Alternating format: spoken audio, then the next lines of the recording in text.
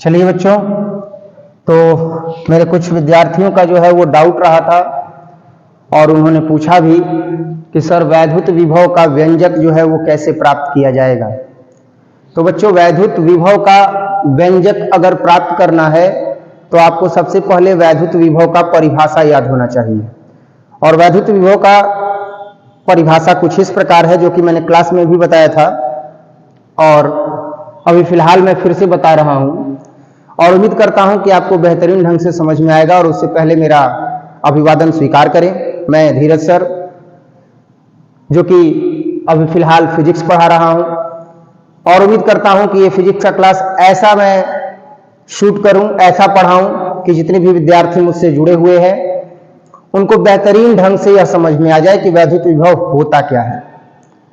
तो बच्चों, वैद्युत विभव जो होता है वो एक प्रक्रिया होती है कार्य के परिमाण को ज्ञात करने की, जिससे वैद्युत विभव का कुल परिमाणात्मक मान ज्ञात किया जाता है।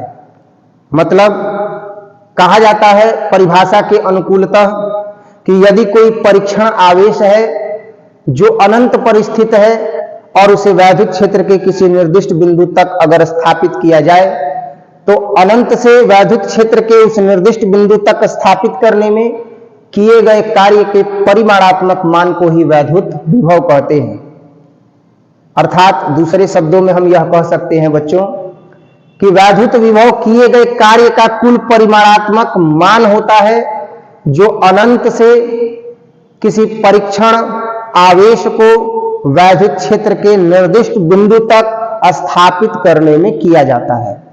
अगर भोजपुरी में कहें तो ये कह सकते हैं कि अनंत पर कोनो परीक्षण आवेश रखल रही और ओकरा के वैद्युत क्षेत्र में कोनो एगो बिंदु निर्दिष्ट कर दिहल जाई, माने निर्दिष्ट कर दिया कि वैद्युत क्षेत्र बाटे इतना बड़ आ एकरा में ही जे तहरा ले आके आ आवेश के रखे के बा बिंदु ए पर, चाहे कि हम थर्ड पर्सन आई कही कि ना हई बिंदु सी पर तहरा ई आवेश के ले जाके रख देवे के बा, तो अनंत से वो परीक्षण आवेश के लेके अब वैद्युत क्षेत्र के ओह निर्दिष्ट बिंदु तक रखे में स्थापित करे में जितना कार्य कइल जाई उहे कइल गइल कार्य के परिमाण के हमने के वैद्युत विभव कहल जाई।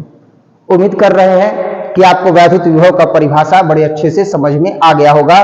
और वैद्युत विभव का जो सूत्र होता है वो क्या होता है, तो मान लिया जाता है कि कोई परीक्षण आवेश Q है जो वैद्युत क्षेत्र के निर्दिष्ट बिंदु तक स्थापित करने में किया गया कार्य W होता है और इसी Q और W से हमें विभव का व्यंजक ज्ञात करना होता है। तो परिभाषा के अनुकूल V बराबर हो जाता है W/Q। अब हमें वैद्युत विभव का व्यंजक ज्ञात करना है बच्चों, और वैद्युत विभव के व्यंजक को हम परिभाषा के अनुकूल ही लेके चलते हैं। किए गए कार्य के परिमाणात्मक मान से वैद्युत विभव का व्यंजक प्राप्त होता है ना, यानी वैद्युत विभव का परिभाषा अनुकूलतः प्राप्त होता है ना, तो हम किए गए कार्य का गणना करेंगे। मान लेंगे कि कोई Q आवेश है जो अनंत पर स्थित है और उसे वैद्युत क्षेत्र E के निर्दिष्ट बिंदु तक स्थापित करने में कार्य किया जा रहा है। ठीक है, एक आवेश है Q जिसके कारण एक वैद्युत क्षेत्र उत्पन्न हुआ है, और एक परीक्षण आवेश है Q, जिसको अनंत से जो है वो क्या किया गया है, तो अनंत से जो है वो ले आकर के इसके इस निर्दिष्ट बिंदु तक रखने का कार्य किया जा रहा है। हालांकि इन दोनों ही आवेशों के बीच की जो दूरी है वह कितनी मान ली जाएगी, तो जो आवेशों के बीच की दूरी है वह मान लेते हैं कि x है। दोनों ही आवेशों के बीच की दूरी कितनी मान लेते हैं कि दूरी जो है वो क्या है, x है। तो सबसे पहले तो आवेश को ले आकर के वैद्युत क्षेत्र के निर्दिष्ट बिंदु तक स्थापित करेंगे तो कार्य होगा, ये सच है। पर इन दोनों आवेशों के बीच वैद्युत बल भी तो लगेगा, तो दोनों आवेशों के बीच लगने वाला वैद्युत बल कितना हो जाएगा, ध्यान देना। तो लिखेंगे कि दोनों आवेशों Q तथा Q के बीच लगने वाला बल, तो इनके बीच में जो लगने वाला बल होगा बच्चों वो निकाला जाएगा कूलम्ब के नियम से। तो लिखेंगे इसलिए किसके नियम से, तो कूलम्ब के नियम से। तो कूलम्ब के नियम से क्या हो जाएगा, तो कूलम्ब के नियम से हो जाएगा F बराबर 1/4 pi epsilon not QQ by r square. तो आर स्क्वायर तो यहां लगने वाला बल कितना हो जाएगा 1/4 पाई एप्सिलॉन नॉट QQ और बाई आर ना होकर के यहां क्या है x है तो x का स्क्वायर। अब अनंत पर स्थित आवेश Q को हम वैद्युत क्षेत्र के निर्दिष्ट तक स्थापित कर रहे हैं, तो किए गए कार्य के बारे में अब चर्चा करना है। तो कार्य बराबर होता है बल विस्थापन। अगर हम लिखना चाहें तो लिख सकते हैं कि अनंत से, कहां से बच्चों, अनंत से Q आवेश को वैद्युत क्षेत्र के निर्दिष्ट बिंदु, वैद्युत क्षेत्र के निर्दिष्ट बिंदु तक स्थापित करने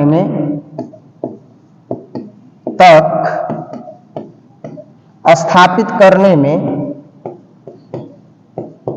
किया गया कार्य। तो बच्चों किया गया कार्य क्या हो जाएगा, तो आपको भी पता है, आप पहले से पढ़ते आ रहे हैं कि कार्य बराबर होता है बल गुणे विस्थापन।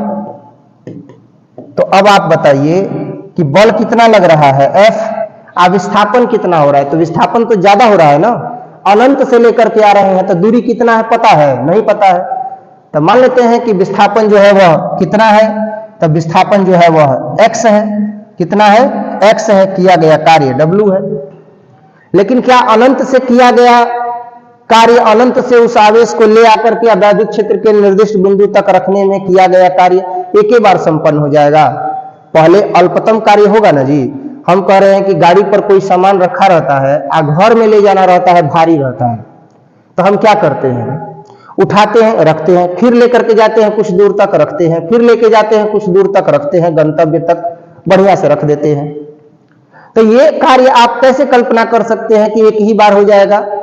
मतलब आप समझ गए होंगे कि मैं क्या कह रहा हूं। सबसे पहले अल्पतम कार्य का गणना किया जाएगा, और अल्पतम कार्य के बाद किसका गणना किया जाएगा, कुल कार्य का गणना किया जाएगा। तो लिखेंगे कि अनंत से आवेश को, अनंत से या अनंत दूरी से आवेश को, अनंत दूरी से आवेश को वैद्युत क्षेत्र के निर्दिष्ट बिंदु तक स्थापित करने में किया गया अल्पतम कार्य, करने में किया गया कौन सा कार्य, अल्पतम कार्य। तो अल्पतम कार्य करेंगे तो क्या हो जाएगा, dW कार्य बराबर बल गुणे विस्थापन। तो बल हो गया F, अब विस्थापन क्या हो जाएगा, तो अल्पतम विस्थापन dx मान लेंगे। अब चूंकि वैद्युत क्षेत्र में आप किसी आवेश को लेके आ रहे हैं, रख रहे हैं, तो क्या वैद्युत क्षेत्र अपने अंदर किसी आवेश को समाहित होने देगा, किसी आवेश को स्थिर रहने देगा? वह उसका विरोध करेगा। आखिर विरोध क्यों करेगा? क्योंकि वैद्युत क्षेत्र का परिभाषा होता है कि किसी आवेश या आवेश की श्रृंखला के चारों ओर का वह क्षेत्र, किसी आवेश या आवेश की श्रृंखला के चारों ओर का वह क्षेत्र जहां कोई अन्य आवेश आकर्षण का या प्रतिकर्षण के बल का अनुभव करता है, तो वैद्युत क्षेत्र कहलाता है। और वैद्युत क्षेत्र की तीव्रता क्या होती है, तो जब आवेश या आवेश की श्रृंखला के चारों ओर का ऐसा क्षेत्र जहां कोई परीक्षण आवेश आता है और आवेश की श्रृंखला अगर अधिक होती है, तो वह परीक्षण आवेश अधिक विद्युत क्षेत्र अनुभव करता है। कम अगर श्रृंखला होती है आवेश की, तो वह कम विद्युत क्षेत्र अनुभव करता है। अर्थात वैद्युत क्षेत्र की तीव्रता आवेशों की श्रृंखला पर निर्भर करती है। तो E बराबर F/Q होता है, क्योंकि Q पर F अप्लाई होता है। यानी कि जितना ज्यादा आवेशों का श्रृंखला जुड़ करके और वैद्युत क्षेत्र बनाएगा, वह उतना मजबूत वैद्युत क्षेत्र बनेगा। जितना कम आवेश रहेगा श्रृंखला में, उतना कम आवेश रहने के कारण वैद्युत क्षेत्र कम बनेगा। अब यहां पर हम देख रहे हैं कि वैद्युत क्षेत्र में अनंत से अगर कोई आवेश लेकर के आ रहे हैं, तो क्या ये अपने अंदर समाहित रहने देगा? ना, विरोध करेगा। तो विरोध करेगा तो लगने वाला बल क्या हो जाएगा, माइनस हो जाएगा। अब अगर हम अल्पतम कार्य की गणना कर ही रहे हैं तो dw बराबर माइनस if के जगह पर कितना रखेंगे तो 1/4 pi epsilon not q by x square, तो ये हो जाएगा 1/4 पाई एप्सिलॉन नॉट, और फिर क्या तो q बाई कितना है तो एक्स स्क्वायर, और ये आ गया dx। हम इसको समीकरण 1 मान लेते हैं और यहां लिख देते हैं कि यह मान हमने कहां से रखा है, तो भैया हमने यह मान समीकरण 1 से रखा है। ये किए गए कार्य का अल्पतम मान है। अब लिखेंगे कुल कार्य का परिमाण, चूंकि हमें किए गए कार्य के परिमाण से ही वैद्युत विभव का व्यंजक ज्ञात करना है, क्योंकि वैद्युत विभव का व्यंजक तभी ज्ञात होगा, यह आपको भी पता है, जब हमारे पास क्या रहेगा, किए गए कार्य का परिमाण रहेगा। क्योंकि अनंत से किसी आवेश को वैद्युत क्षेत्र के किसी निर्दिष्ट बिंदु में स्थापित करने में किए गए कार्य का परिमाण ही वैद्युत विभव कहलाता है। तो अभी हम देख रहे हैं तो किए गए कार्य का अल्पतम परिमाण निकला है, तो अब हम क्या निकालेंगे, किए गए कार्य का कुल परिमाण। तो लिखेंगे कि इसलिए अनंत से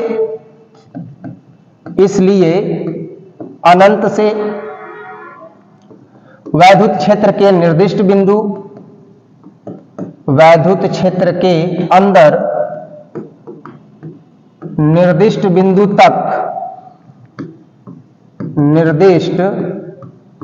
तक परीक्षण आवेश को ले जाने में किया गया कुल कार्य, ले जाने में किया गया कुल कार्य। तो बच्चों ले जाने में किया गया, अगर कुल कार्य निकालेंगे तो जब अल्पतम कार्य का परिमाण ज्ञात करना होता है तो अवकलन करते हैं, आज जब कुल करना होगा तो समाकलन। तो आया है 1/4 pi epsilon not q by कितना एक्स स्क्वायर और dx।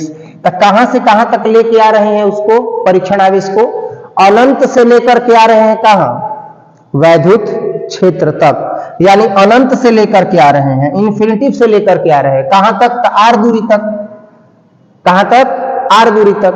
तो टोटल मान क्या हो जाएगा, ध्यान दीजिएगा, तो dw है तो ये w हो गया, अब माइनस 1/4 पाई एप्सिलॉन नॉट तो सेम एज रहेगा, q बाहर आ जाएगा, और समाकलन में आ गया 1/x स्क्वायर dx। लिमिट अनंत से कहां तक है तो r तक है। ये थोड़ा सा डिस्क्राइब कर देते हैं कि अनंत से r तक का मतलब क्या हुआ। तो हम अनंत से लेकर के आ रहे हैं परीक्षण आवेश को वैद्युत क्षेत्र के निर्दिष्ट बिंदु तक, तो अनंत से चलना प्रारंभ किए है ना, तो वो निम्न सीमा हो गया। r दूरी में कवर किए हैं तो r लिख देंगे, कोई दिक्कत। अगर हम x भी रखते हैं तो बाद में लिख देंगे कि जहां x दूरी है, r भी क्या है, दूरी हम यहां पर मान रहे हैं। तो अब हमें w बराबर क्या मिल गया, तो minus 1/4 pi epsilon not q, और ये जब ऊपर जाएगा तो x के घात -2 और dx हो जाएगा, इन्फिनिटी से कहां तक, r तक। अब बबुआ लोग ये सूत्र तो पता ही होगा समाकलन का कि x के पावर n dx का मान होता है x के पावर n+1 और फिर n+1। अब इसी का जो है वो हम क्या करेंगे, तो यही उपयोग करके इसको हल कर देंगे। तो अब आ जाएगा माइनस q बटे में कितना 4 पाई एप्सिलॉन नॉट। अब इधर देखे रहे हैं आप कि घात में वृद्धि और उसी घात से भाग, तो x के पावर -2 है तो जोड़ 1, फिर -2 है तो जोड़ 1, कहां से कहां तक, तो इन्फिनिटी से r तक। हम निकाल रहे हैं w का मान, तो w का मान अब हम आसानी से ज्ञात कर सकते हैं। एक बार फिर से रिमाइंड करा देते हैं कि जो w का मान है वह किए गए कार्य का परिमाण है, किए गए कार्य के परिमाण से ही विभव की गणना की जाती है। तो अब यहां पर आ गया minus q by 4 pi epsilon not, और x के घात कितना है, तो x के घात है -1 बटे में -1, कहां से कहां तक, तो इन्फिनिटी से r तक। तो किए गए कार्य का अवगणना करते हुए हम आगे बढ़ रहे हैं, तो इसको सेम एज लिखेंगे, और ये ऊपर चला जाएगा तो माइनस प्लस -1, और ये x के घात 1 जब बटा में आएगा तो प्लस हो जाएगा। अब ये कहां से कहां तक, तो इन्फिनिटी से r तक। तो किए गए कार्य का गणना करेंगे तो minus q by 4 pi epsilon not तो सेम एज रहेगा, और ये हो जाएगा -1 बटे में r, उच्च सीमा पहले, फिर माइनस, निम्न सीमा रखेंगे तो x के जगह पर रखेंगे इन्फिनेटिव। अब ये जो मान आप देख रहे हैं तो W बराबर आ गया QQ/4πε0, और इसका अगर देखेंगे तो ये माइनस 1 में r रहेगा, लेकिन माइनस माइनस प्लस 1/इन्फिनेटिव। तो बच्चों 1/इन्फिनेटिव का मान 0 ना होता है, तो W बराबर आ जाएगा QQ/4πε0 अब माइनस 1/r जोड़ 0। अब यहाँ क्या आ गया, तो W बराबर आ गया माइनस QQ/4πε0, ये गुणे आ जाएगा माइनस 1/r। तो अब यहाँ आ जाएगा माइनस माइनस प्लस, तो जब माइनस माइनस प्लस आ जाएगा तो अब लिखेंगे W बराबर QQ/4πε0 और गुणे 1/r, माइनस माइनस प्लस हो जाएगा, सजा के भी लिख देंगे। तो लिखेंगे यहाँ पर कि अब आ जाएगा W बराबर 1/4πε0 कैपिटल Q स्मॉल q, और उसके बाद स्मॉल r। आप देख भी सकते हैं कि 1/4πε0 कर दिए, माइनस माइनस प्लस कर दिए, और Q के बटा में r कर दिए हैं। यही मान आप यहाँ पर भी देख रहे हैं, 1/4πε0 QQ/r आ गया। तो ये जो आप मान देख रहे हैं यह किए गए कार्य का परिमाण है। हमें विभव का व्यंजक चाहिए, तो हम विभव के परिभाषा को इसी वीडियो में जो है वह सबसे पहले बताए हैं। तो लिखेंगे किंतु विभव की परिभाषा से। तो विभव की परिभाषा से क्या हो जाएगा बच्चों, तो विभव की परिभाषा से हो जाएगा कि V बराबर W बटे में Q। तो V बराबर W का काम क्या कर रहा है, 1/4πε0 Q और बाई कितना r है, अब बटे में कितना है तो Q है। तो अब आप खुद विचार कीजिए कि V बराबर क्या हो जाएगा, 1/4πε0 Q और बाई कितना है r है, इंटू Q/1 है, तो भाग से जब गुणा में बदलेगा तो 1 क्या आ जाएगा, Q आ जाएगा। अब देखिए Q से Q खत्म, तो जो टोटल विभव का व्यंजक आया वह आया 1/4πε0 और Q बटे में r।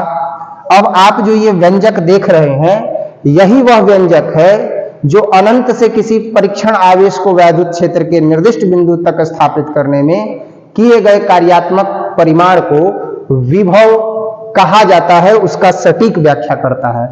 यानी विभव का परिमाणात्मक मान का व्याख्या V बराबर 1/4πε0 Q/r करता है। उम्मीद करते हैं कि ये जो अभी टॉपिक मैंने बताया है कि वैद्युत विभव कैसे ज्ञात किया जाएगा, ये आपको बेहतरीन ढंग से समझ में आ गया होगा। आप इसका स्क्रीनशॉट ले सकते हैं नोट करने के लिए, तो आप स्क्रीनशॉट ले लीजिए। ये पहला स्लाइड है, इसके बाद आपके समक्ष ये दूसरा स्लाइड है, इसका भी स्क्रीनशॉट ले लीजिए, और फिर ये तीसरा स्लाइड है, और इस तीसरे स्लाइड में हमने अंततोगत्वा प्राप्त कर लिया विभव का व्यंजक V बराबर 1/4πε0 Q/r।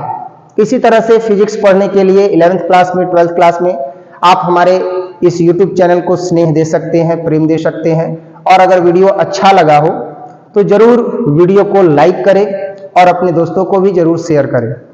हम शिक्षक हैं और शिक्षक का बल विद्यार्थियों से होता है। जब आपका स्नेह मिलता है, जब आपका सपोर्ट मिलता है, जब आपसे कुछ अगर हम सुनते हैं अपने बारे में कि नहीं फलाने सर अच्छा पढ़ा रहे हैं, तो मन एकदम गदगद हो जाता है। प्रयास भी यही रहता है कि आपको हर एक टॉपिक, हर एक विषय बिंदु जो है वो बहुत अच्छे से समझा सके, बहुत अच्छे से पढ़ा सके, पर उसमें कहीं ना कहीं कुछ ना कुछ त्रुटि हो जाती होगी। अगर आपको वो त्रुटि इस टॉपिक में कहीं पर समझ में आ रहा होगा तो आप कमेंट सेक्शन में जरूर कमेंट कीजिएगा। अगले वीडियो में और बेहतरीन ढंग से बताने का प्रयास करेंगे। मेहनत जारी है, बस आपके स्नेह, आपके प्रेम की आवश्यकता है, और एक संबंध जो है वह बना रहे। गुरु और शिष्य का जो पारस्परिक संबंध आदि अनादि काल से बना आ रहा है वैसा बना रहे। मैं अपनी तरफ से पूर्णतः समर्पित हूं कर्तव्य पथ पर, और अब एक ही चीज मन में एकदम ठान लिए हैं, और वो यही है कि कर्तव्य पथ पर जो भी मिला यह भी सही, वह भी सही, हार नहीं मानूंगा मैं, राढ़ ही ठानूंगा मैं, काल के कपाल पर लिखता मिटाता चलूंगा मैं, आगे बढ़ता चलूंगा मैं, आगे बढ़ता चलूंगा मैं। पर इस कर्तव्य पथ पर आपका स्नेह बना रहे। मिलते हैं इसी तरह के टॉपिक्स के साथ अगले वीडियो में। तब तक के लिए आप लोग अपना ख्याल रखें, स्वस्थ रहें, मस्त रहें। जय हिंद।